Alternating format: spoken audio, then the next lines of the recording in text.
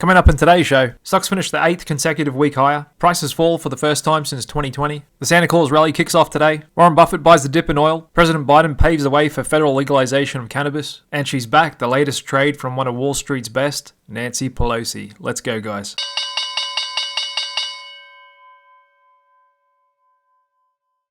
And a warm welcome to all my friends for the last Click Capital Daily Market Show for the year. Just want to say a quick and huge thank you to all my regular viewers who tune in every day. I really appreciate all your support.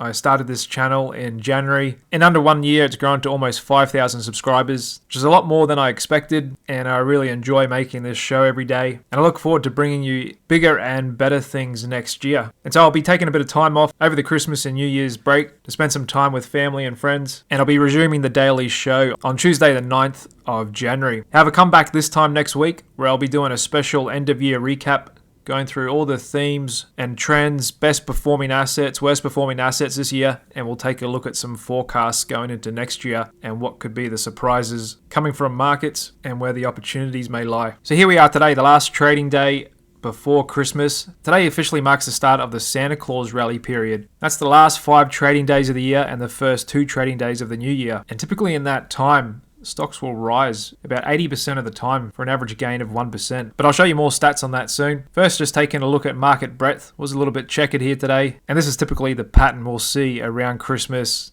going into the first week of January. Volume volatility and news flow dies down.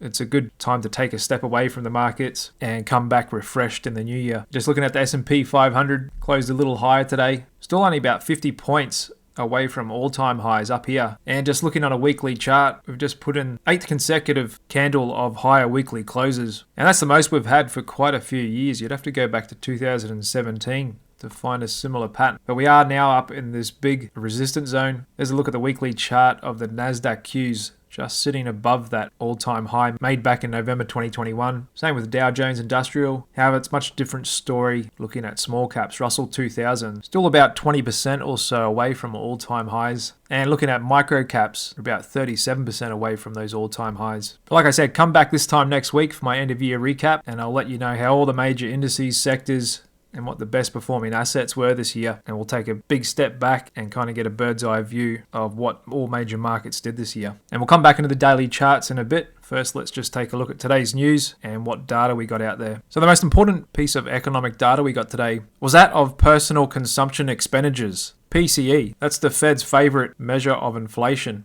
And that actually contracted in November, showing prices fell for the first time since 2020. And so inflation continues to tick down. And this is kind of the best case scenario the Fed could have hoped for. And it appears they're winning the fight on inflation without anything major breaking thus far. And so you could pretty much say the soft landing is already here. Or at least that's what the stock market thinks. And there's a look at the monthly chart of the PCE index. You can see it ticking down just ever so slightly for the first time since the COVID lockdowns, when we saw a bit of quick deflation and recession. And it's well down from those peaks of early last year. So we have inflation coming down and consumer spending's holding up. We saw that increasing 0.2% for the month of November, which was higher than the 0.1% we saw in October. Just part of an overall confidence and optimism in the economy and about the stock market out there, whilst we've still got unemployment really low at 3.7%. So this spate of good economic data we've seen over the last month, along with the Fed turning dovish, got a lot of momentum in the stock market. It's no surprise investor enthusiasm is getting a bit excessive here after we've had a solid 8-week rally up in the market, especially with low quality names and other names that have been beaten down. We're starting to see sentiment indicators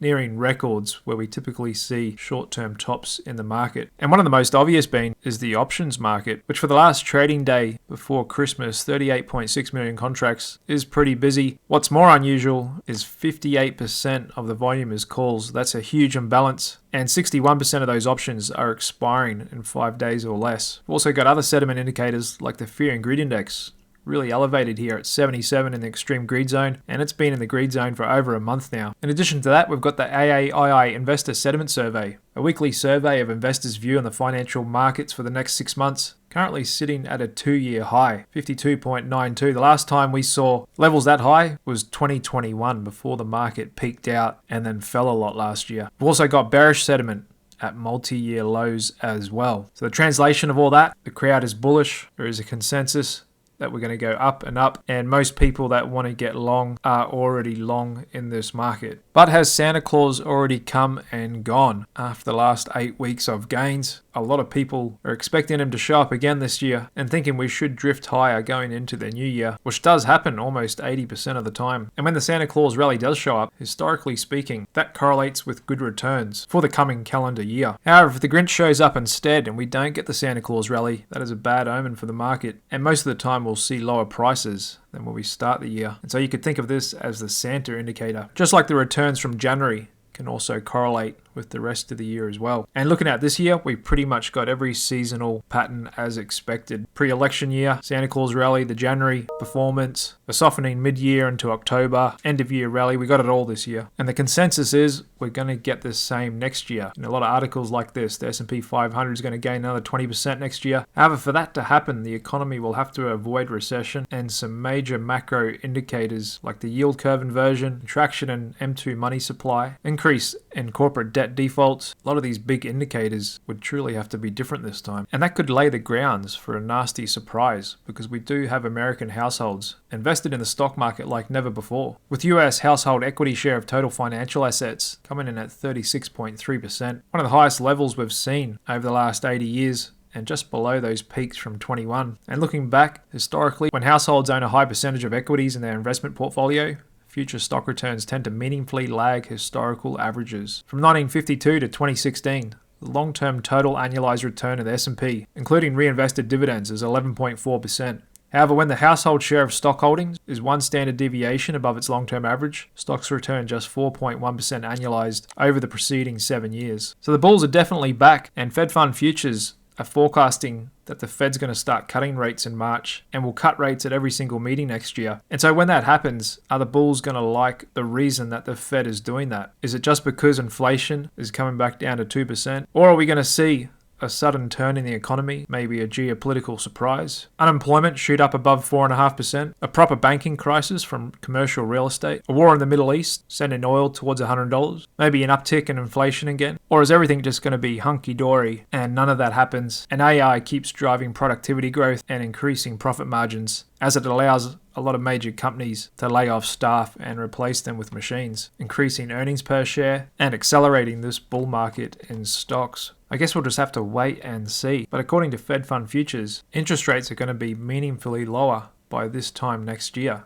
They're forecasting now around 3.5%, now getting down to almost 200 basis points of cuts next year. That to me looks like a little bit more than a soft landing. Also had a sharp pullback in treasury yields this last month and a half. However, they may be finding a little bit of support here after the 10 years fell over 100 basis points in just over a month. We can see it now just under 4%, with the Fed sensitive 2-year at 4.32%. And just taking you out to a long-term monthly chart of the spread between the effective federal funds rate minus the US government 2-year yield, we can see that's creeping up to all-time highs. And so basically this is the spread between the Fed rate, currently at 5.25, and then the bond market 2-year yield, currently at 4.32. And that's basically what the bond market thinks that the Fed rate is going to be shortly. And looking back in history, at other times we saw this similar spread of a premium of the Fed funds rate from the 2-year. It was back in early 2008 before the global financial crisis, and back in late 2000, early 2001, near the height of the tech bubble before the Nasdaq crashed 80% over the next couple of years. So basically the Fed funds rate is going to catch up to the US 2-year. Bond market's good at pricing the future and leading the Fed. And so the last time this spread has looked like this, we got a recession and some nasty falls in the stock market. What could also really change the dynamic next year is if we get something that pretty much no one is expecting now. That's an uptick in inflation, and to get that, we'd need to see oil move higher, which they did this week after some more flare-ups coming out of the Middle East, with more Iran militant groups attacking commercial ships going through the Red Sea, really important global shipping route. However, we do have the US military and its allies over there at the moment, neutralizing that threat. The real tail risk is if we get a proper war over there with the likes of Iran, maybe Russia, and then America and its allies having to really ramp things up. But at the moment, there's just little flare-ups. However, looking back in history, most major wars are started with little flare-ups that spill over into bigger things. So that's still a possible tail risk for next year. And just like we saw in the middle of the year, when oil dipped down into $67 a barrel, Warren Buffett was backing the truck up and buying the dip in his favorite oil stock, Occidental Petroleum, and he's been doing more of the same this last 2 weeks, further increasing his stake to 28% of the company. And just looking at the daily chart of Occidental Petroleum here, Warren Buffett was buying it all the way down here, and now the market's caught onto him, and we've put in a good bounce from these technically oversold areas. And you can see on my institutional buying percentage indicator, it was going green, indicating there was likely some big smart money accumulating down here, which it turns out there was. And so he was doing the same thing back here in June when oil was low. And just looking at the price of crude oil futures, seems to me that Buffett thinks anything under $70 a barrel is good value. And like with all his positions, it's a long-term bet. And so he's probably betting on US oil production, the strong political will to get behind that and further deleverage from the Middle East and other countries for energy needs. And so Occidental Petroleum makes a lot of sense. And like I can see on my fundamental indicators, stock fair value and business quality score, it is a really cheaply valued stock compared to its ability to generate long-term cash flows. And if you're a cannabis investor like me, Christmas came a little early this year as we got another move in the right direction from President Biden, granting pardons for possession of marijuana, saying nobody should be in jail just for the simple non-violent possession of marijuana. He's encouraging all the state governors to do the same thing, starting to acknowledge what a massive failure the war on drugs has been, and he's pardoning everybody who has used and been caught or not been caught with the plant. And in my opinion, this is paving the way for more federal legalization, and with the federal election in November, this is getting the ball rolling towards that. The next thing we want to see is the DEA reschedule it from Schedule 1 to Schedule 3, which should likely happen. And this is really good to see before they close up shop for the year. He went on to say criminal records for marijuana use and possession have imposed needless barriers to employment, housing, and educational opportunities. Too many lives have been upended because of our failed approach to marijuana. It's time that we right these wrongs. And this is a campaign promise of his, so he should go all the way with this, not just halfway. And hopefully by November next year, we have full federal legalization of cannabis in the United States, taking away the really unfair taxing of cannabis businesses, their inability to deal with large banks, and pave the way for this industry to be legitimized and properly flourish. And we saw some good price action in the cannabis space today, with the biggest ETF, MSOS, up 8.6%. Regular viewers know I'm invested in this for the long term, waiting for that federal legalization to come through. However, what you might not know is the tiny micro-cap stock I'm actually invested in the cannabis space that I disclosed in my special investment presentation a little over a month ago and is already up 25%. However, I think this is just getting started. In my research, it's the most profitable business in the space. Management are heavily invested, and I've actually got the net value of their assets close to $20 a share when it's currently trading around $16 a share. And according to my stock fair value, it's more worth closer to $50 a share, which could very well happen in the next year if and when federal legalization goes through. And this stock has a dividend yield over 10% paid quarterly. So if you'd like to watch my 45-minute special investment presentation video on what this stock is, in addition to getting lifetime access to all my custom indicators for TradingView, then head on over to my website, clickcapital.io/Christmas, and take advantage of my special offer, only valid for another 2 days. And that's with a one-time fee of $249 with no ongoing costs, and includes free access to all future indicators I develop. And as a member of mine, you'll also get first access and discounts to future investment presentations I do. So if you want to get all my indicators and find out what this micro cap cannabis stock that I've personally invested in myself, then click the link below this video and head on over this page to learn more. Moving on to details about the latest trade from one of Wall Street's best traders, who also happens to be a lifelong politician. That's none other than Nancy Pelosi, the longtime representative of San Francisco for Congress, and has helped form the policies which has shaped the city into what it is today. And along with her husband, worth $200 million, they have a great track record of making some well-timed trades. And this one we got info in today is pretty interesting. $5 million worth of Nvidia options. So her and her husband will quite often do that. They'll buy really deep in the money, far out options, a year or so out. And that's what we saw again today, with her and her husband sinking $5 million into call options with a strike price of $120 expiring in December next year. So what does the 83-year-old and her husband see about Nvidia here just below $500 a share at all-time highs for her to buy those really deep in the money call options expiring a year out? Do you think the bull market's going to keep going? Maybe there's some big policies bringing government spending into AI. Maybe Congress is going to announce some big government contracts buying Nvidia chips in the next couple of months. Either way, she's given the nod to her husband. Go ahead with the trade. And so the Pelosis are long Nvidia going into next year. We'll keep an eye on that one. Moving on to economic data, we saw a GDP growth rate out of United Kingdom, quarter over quarter, turn a little bit negative. But like the States, their retail sales are holding up. GDP coming out of Canada, flat month over month. There's the PCE price index out of the States, year over year, 2.6% and contracting month over month, with some big upticks in durable good orders, more than expected, and there's consumer sentiment holding up strong as well. Corporate insiders dialing down their trading going into Christmas, still doing quite a bit more selling than buying though. Looking at market breadth today, 534 stocks and ETFs, breaking out to 52-week highs. Notable was the Russell 2000, Meta Platforms, Alphabet, Coinbase, Micron, Intel, high yield bonds, Booking.com. Other side of the coin, we've got 41 stocks and ETFs breaking down to 52-week lows, with the most notable being China. And this is one market I think could surprise next year and is a huge contrarian play at really undervalued prices, especially looking at my favorite Alibaba. We also saw Tencent, a huge Chinese tech stock, hit 52-week lows today as the Chinese government came out with some restricting laws for online games, trying to dial back the spending of young people on games. And once again, their economy, markets, and regulators find themselves constantly in a place in between communism and capitalism. Apart from some Chinese companies, we've got no other large American companies hitting 52-week lows. We've got quite a bit of breadth out there. When we can see that with 73% of stocks above their 200-day average, and another classic VIX Friday crush finishing down just above 13, and only 3.5 points of volatility risk premium, super low put to call ratio, and TLT maybe looking to take a bit of a breather here from these technically overbought levels. Same with high yield bonds, which broke out at 52-week highs today.